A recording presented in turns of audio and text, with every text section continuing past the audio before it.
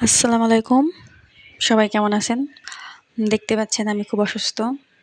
তো আপনাদের সাথে অনেকদিন ভিডিও শেয়ার করতে পারতেছি না। অসুস্থ ছিলাম। ৪ দিন হসপিটালে ভর্তি ছিলাম। খুবই অসুস্থ। তো আপনাদের ভাইয়া পাশেই বসে আছে দেখতে পাচ্ছেন। সে চাকরি করা বাদ দিয়ে আমার পাশে বসেই আছে। কারণ আমি অনেক অসুস্থ, ভর্তি ছিলাম ফরিদপুর মেডিকেলে। তো এখন আপনার ভাইয়া পাশেই বসে আছে। এখন একটু সুস্থ হয়েছি, আজকে বাসায় নিয়ে আসছে।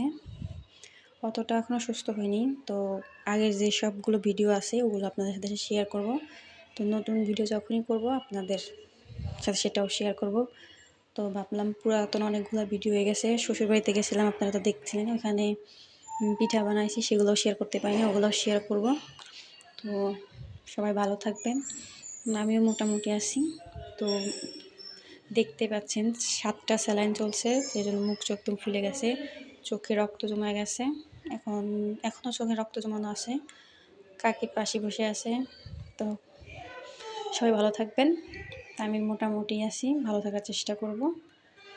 আমাদের জন্য সবাই দোয়া করবেন। আল্লাহ হাফেজ।